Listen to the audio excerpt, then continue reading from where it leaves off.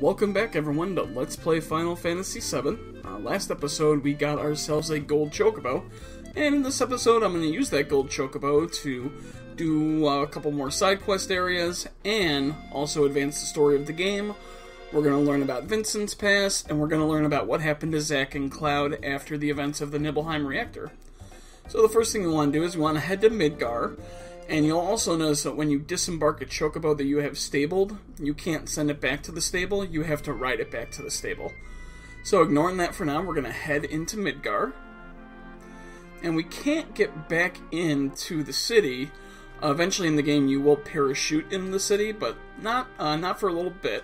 But if you talk to this guy, he's going to say he had a key to the gate and he dropped it somewhere on that excavation tour. Well, there's only one excavation tour in Final Fantasy VII, so we're going to hop on our Chocobo, which remember can cross oceans, and we're going to just quickly head north to Bone Village. As you can see, he's going to run across the deep water right here, and you can see Bone Village in the background. So just ride up to the village, disembark your Chocobo, and they're still going to be excavating, and now what you want to do is you want to go talk to this guy, and he's going to tell you about the Lunar Harp, even though we already have the Lunar Harp. So tell him to start digging, and tell him that you want some good treasure. Okay, so he's going to lend us staff. I don't need to use the workers, I know where it is. So you're going to want to run up to the second level.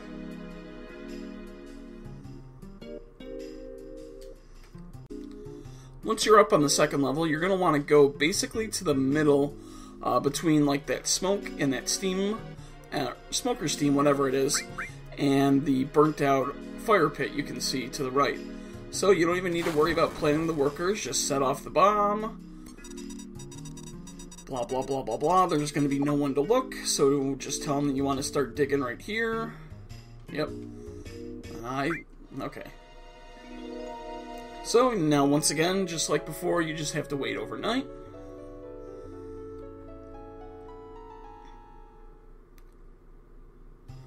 And when you check the treasure box, you get the key item, key to Sector 5. So now we can actually re-enter Midgar, and I will just meet you guys back in Midgar. So with the key in our hand, we don't even need to talk to this guy, we can just enter. Now it's the key to Sector 5, but this lets us enter Sector 7. So what we can do is we can run all the way that we can go back, and we notice that here is the church that Eris was in, where we met her. And oh, that looks like, nope, looked like Eris was there for a minute, but it's just a figment of Cloud's imagination, or possibly a ghost. Now we're not going to go check in on her mom yet, so we're just going to head all the way left, basically back to Wall Market. And if you don't remember where Wall Market is, like I said, head all the way to the left, and eventually you're going to come to this area that we had to cross as when we were escorting Eris earlier in the game. So just go around down here. Let's see if I can make it through without any battles. Climb up here. So close, so close, so close. Sweet. So we make it through that area, and you can see here is where we got our original sense materia, where we had a conversation with Eris. And further up ahead is the Sector 7 slum, where the plate came crashing down. And if you remember, Tifa was led off this way on a Chocobo wagon, and that's how we got to Wall Market. So just run up one screen. And the only thing that we care about in Wall Market is the item shop. So if you go and you try to work the machine here, Sid will take a look and mess around with it a little bit. This item shop is going to give us an item for Tifa, actually, and that's why she's in the party. So Sid tells Tifa to use it. She's going to smash the buttons around a little bit.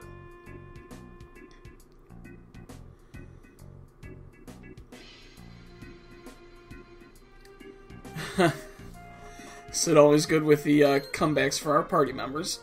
And that thing that just appeared on the ground, believe it or not, it is actually a glove. It is the Premium Heart, which is Tifa's ultimate weapon. Now just to show you real quick, if we go to equip Tifa. So the Premium Heart has a maxed out slots as far as materia goes.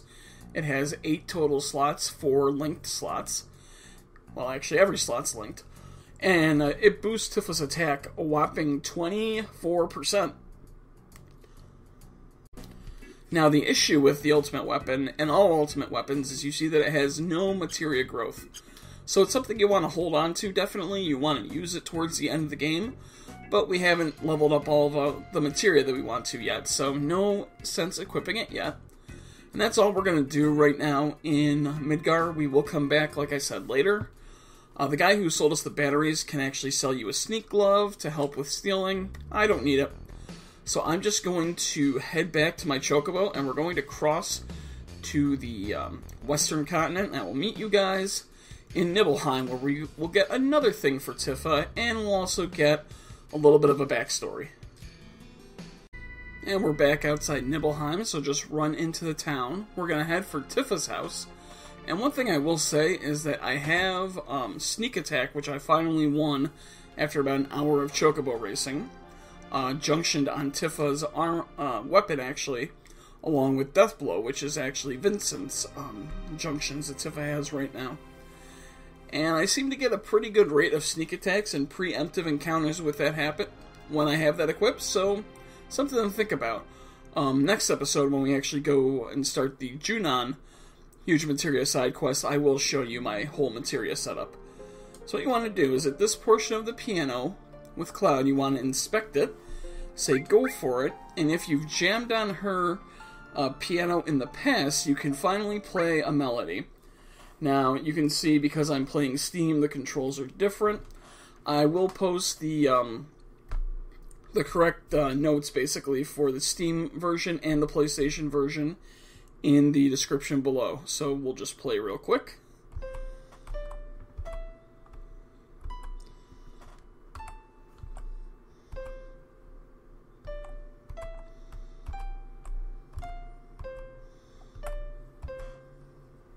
Hit start when you're done.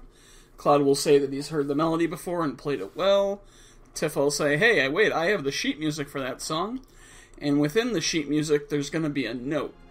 And basically this is Zangen, or Zangief, whatever, I forget what his name is. It's Tifa's old mentor, basically, who taught her all about the martial arts. And he talks about how he found her and the soldiers, which were Zack and Cloud, in the reactor. And that, unfortunately, he had to abandon his rescue plans because troops were arriving as he was leaving. And, of course, Hojo had a dear role to play in that, so he left Zack and Cloud and took off with Tifa. He used the cure spell many times. So he actually went to Midgard to look for a doctor, because apparently out in the sticks they don't have doctors in the Final Fantasy VII. And he's never been back to see Tifa, so he's just kind of saying, I wonder what's going on now. And he did actually come back to the town, and he talks about how basically the town seemed weird. You know, people acting like nothing was wrong. But we found out that was a lie. And he's basically going to say, yeah, Zangen. He's going to say goodbye to Tifa, and he leaves Final Heaven.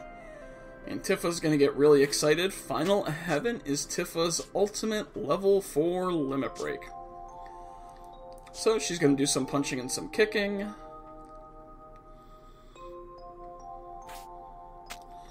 So, once you have control of your party again... Yep, scratch your head, Cloud. That's fine.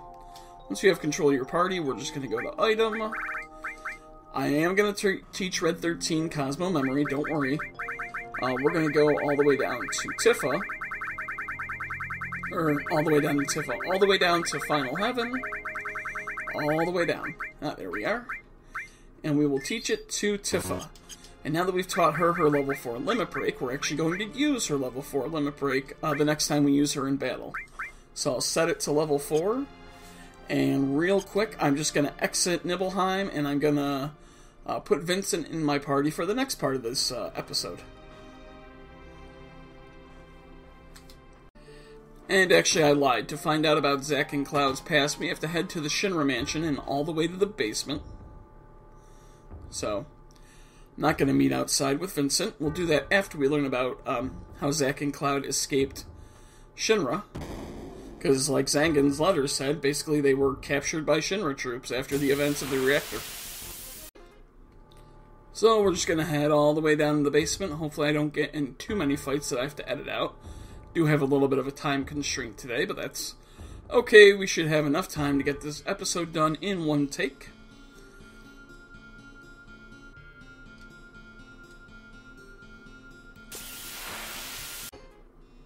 And now we can just head into the study, the library down here, and we will see a flashback dealing with, like I said, Cloud and Zack. So you can see that after the events of the reactor, Cloud and Zack were, I guess, experimented on by Hojo, and one of his experiments was to treat them with Mako energy. I don't know if he was looking for a new way for a Sephiroth clone. I don't remember what his actual plan was. So one of the assistants decides to bring an empty tray of, or an invisible tray of food for feeding time. So he'll open Zack's tank. Luckily Zack has gotten strong.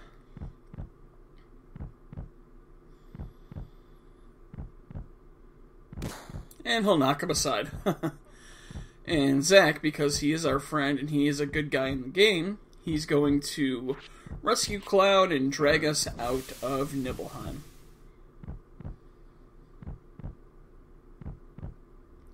Some really good polygon graphics going on there. Now, if you remember, Cloud was in that awkward state when he was trying to figure out who he was. This is actually the cause of that state, and this is actually what he's like when he shows up in Midgar before Tifa's memories kind of fuse with him. And there's Zack being a good friend, dragging us out of the town. No one's saying anything.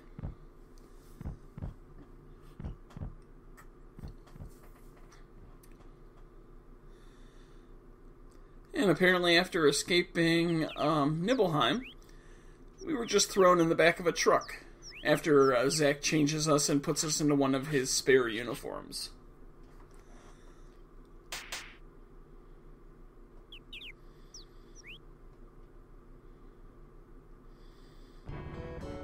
And it's actually the uniform that Cloud winds up showing up, like I said, in Midgar with. So we're just sitting in the back of a truck, and Zack's going to start talking about his future as he insults the driver of the truck, calling him old guy. He basically says, well, I gotta figure out what I want to do now. And the old guy will say, oh, you're young, just try everything. And Zack's going to ignore that.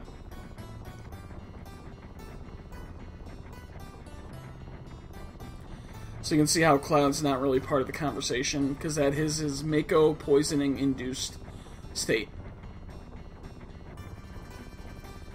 Make a rich Zack? Is that what your plan is? Now this part's actually funny because he says, I got a place I can crash for a while.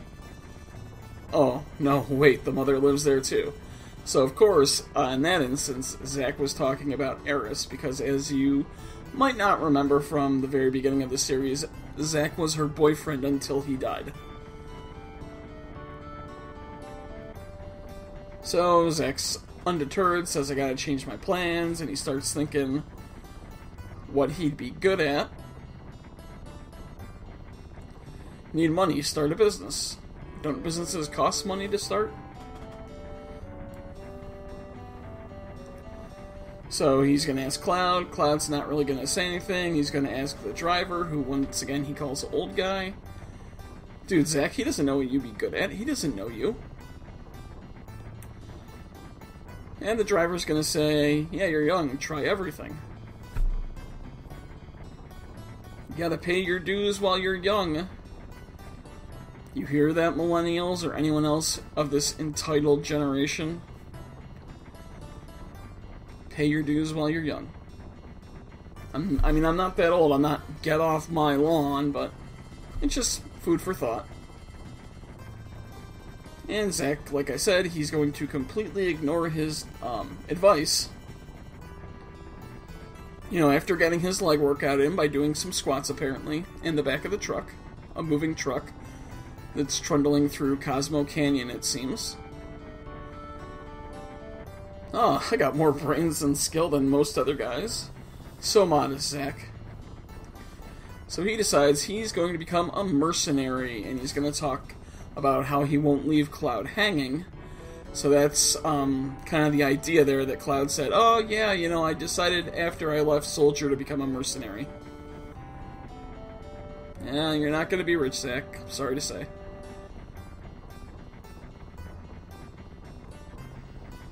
And Cloud, like I said, he's not really going to be able to respond. And because Zack's a good friend, he's going to say, I'm not going to leave you hanging.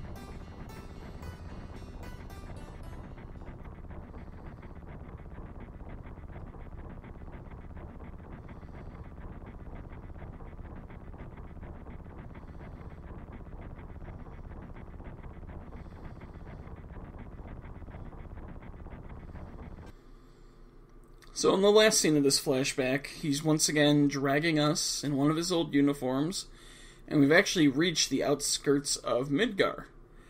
But unfortunately, we did not outrun all of the Shinra troops. Zack has the Buster Sword there, and he's going to take him out for us. But unfortunately, that's not all of them.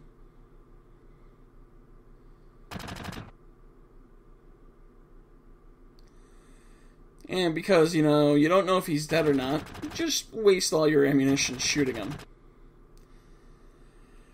And it's funny here, because the commander who decided to let his soldiers use all that extra ammunition on Zack comes upon Cloud, who's actually not dead, and he's like, just leave him. You know, the animals or whatever will get to him.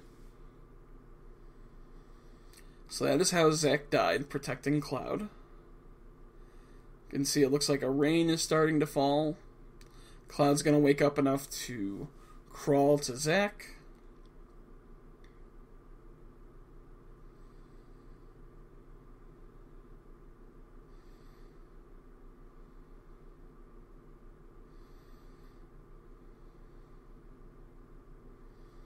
He's going to take the sword, and then he's going to have a moment to mourn for his friend before he heads on into Midgar.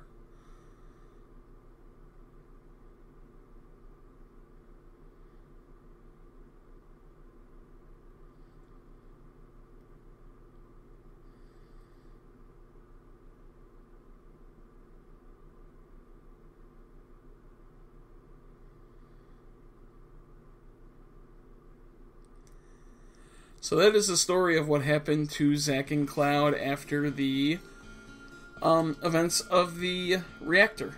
So now I'm going to go ahead, exit Nibelheim, and put Vincent in my party in place of Tifa, and I'll be back once I've done that. So we're back outside Nibelheim. What we want to do is we want to hop on our Gold Chocobo, and we're actually going to hop over this little ledge right here, because there's a waterfall right here, and there's actually a lake. And a little bit of a lake, I should say. And if you want, you can actually follow the path up here on the river. Now, we need the Gold Chocobo to reach this part of the game. Every other thing I've done today, if I can get off the Chocobo, basically you can reach by use of the airship. This part, you will have to use the Chocobo, unless you want to wait until we get our submarine, which will be not too long away. So, because it's a Final Fantasy game, let's run through the waterfall. And as we run up, someone's calling out Sephiroth.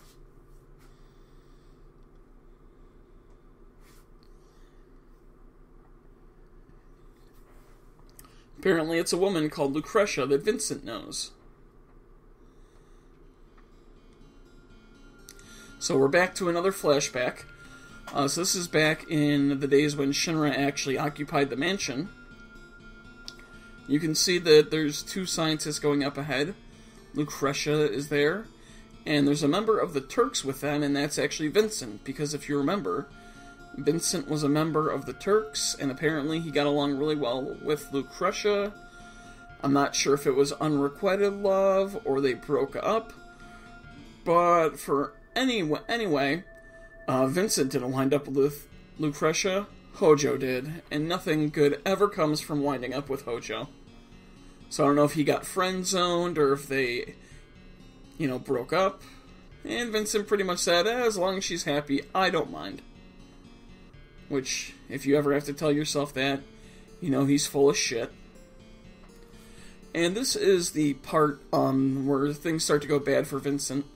Hojo has decided to inject his wife with Genova cells, and she's agreed to it. Vincent was, of course, against it, and Lucretia had a child after the injection of the Genova cells. And as you can probably guess, that child was Sephiroth, so Lucretia is Sephiroth's biological mother, and then shortly after she died. So Vincent goes and starts yelling at Hojo. He probably should have just killed him, and he could have saved us a whole lot of trouble.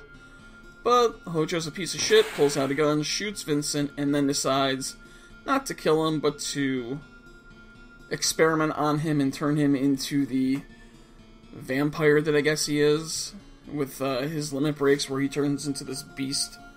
I guess that's a result of Hojo's engineering. And Vincent will say something along the lines of about how it was his sin to not prevent it.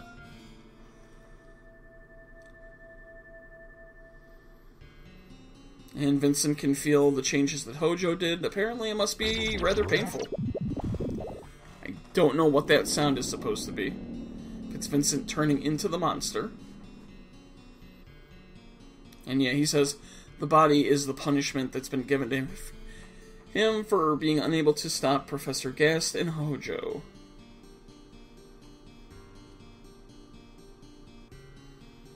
So watching, that is his punishment. Now I said that Lucretia died, but of course we're talking to her right here.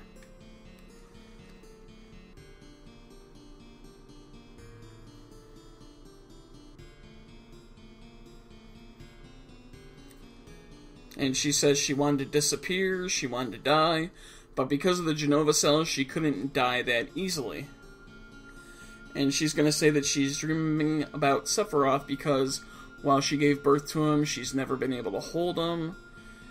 He's never called her his mother, and for some reason that's her sin.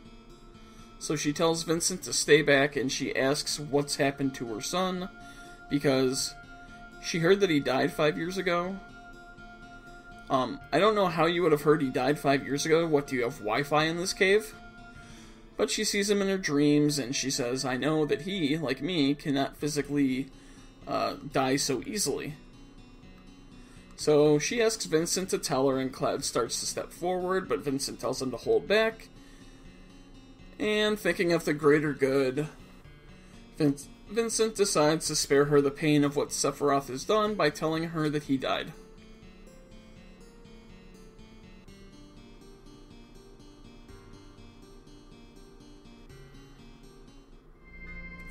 Okay, now what you want to do is you want to go, I'm just going to hop over the edge and go out here to the area around Nibelheim, Mount Nibel, and just get into 10 random battles. So I'm going to get in 10 random battles, and then we're going to head back to Lucretia's cave.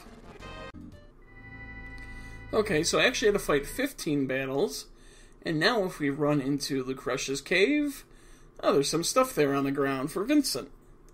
Yeah, I said 10 battles, I wound up having to fight 15.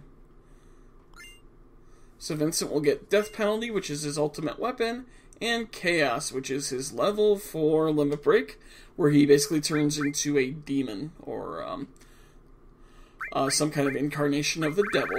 So we'll go ahead and we'll go and use Chaos on Vincent. All the way down at the bottom. There it is. And Cloud will say he doesn't really care. Sid will say give it to someone else. And Vincent says I'm getting less human. And you can see we got the achievement, because I actually haven't gotten this before airing this episode. You haven't noticed other achievements because I've gotten the actual item on a playthrough beforehand. So if we look at Death Penalty, once again it does boost Vincent's attack. However, it does have that drop in attack percentage, and it doesn't add any materia growth, but it also really isn't an upgrade over our current materia status. So I'm not going to use that, at least right now. I might use it towards the end of the game. And now that we've gotten Vincent's ultimate weapon and his limit break, time to head over to the, probably the Gold Saucer. Yep, show you one other thing we can get with all the chocobo racing I had to do at the Gold Saucer. So I'll just head over to North Coral and I'll meet you guys at the Gold Saucer. So we want to head to the Wonder Square, which is down this hole right here in the Gold Saucer, because we can finally redeem, get some prizes for the GP that I acquired during the chocobo races. I still have to do the Battle Square. I have more than enough GP for that. So there's one materia that I want to get from this lady right here. So they got some secret prizes. We have 4,100 GP. And there's, like I said, there's only one that I want to get. Turbo Weather, Gold Ticket. I don't need those. 500 GP is a Carob Nut. Once again, don't need it. 1,000 GP is a Gil Plus materia. Basically lets you get extra money from battles. Again, money's not a factor right now. But right here, for 2,000 GP, I'm going to get the Experience Plus materia, which, just adds experience when you fight enemies. So, that'll help leveling up our characters to level 99 before taking on the final bosses of the game. And the only one more thing I want to do this episode is I want to show you something we can now do in Costa del Sol. So I will meet you guys at the Seaside Resort. So nothing like a little R&R once again after all we've been through. Have a little rest here at the wonderful beachside town of Costa del Sol. If we head down here, I think this is where he is. I don't remember if we met him, if I talked to him on camera, in-game or out-of-game. But this is Johnny, if you remember, from Sector 7. And he's kind of going crazy because the meteor's coming. And he's going to propose, basically, to his girlfriend, who's in the bathroom right now. That we can't enter. So, good for Johnny. But what we really wanted to do here in Costa del Sol is we get free healing on the High Wind. However, if you had enough gil early in the game, you could run into the villa here and talk to the guy that's sitting here on the bed. And he is willing to sell you the villa for 300,000 gil. Well, I have the gil. I don't need the villa, but because I have the money, bought Villa Cloud. So we acquired this nice villa here in the wonderful, like I said, the beachside, relaxing resort town of Costa del Sol. Comes complete with its own bedrooms, a bathroom, a living area, and if you remember, all these boxes down here that we raided earlier in the game. And even has a worker snoring away. Oh, so he's the manager. Oh, and he's gonna go to bed right there. Okay. So, not really anything you have to do. Just something I figured I would do now that I have the money. And Cloud says, "This is my villa. My villa. Rest up in your new villa with pleasure."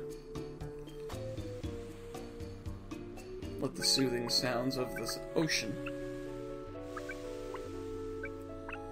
put you to sleep. It's like a Final Fantasy ASMR. Except not with my voice. Because I'm not whispering. And I'm not going to try to. So Cloud freshens up. Like I said, it's just something cool that you can do. You don't have to do, but, whatever.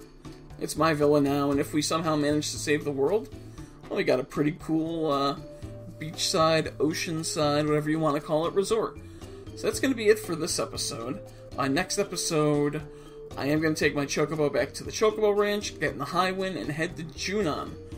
Because we have to eventually now get back on searching for the huge materia, and we're going to do the submarine battle. I think we'll have enough time to get to the submarine battle, and that's really cool.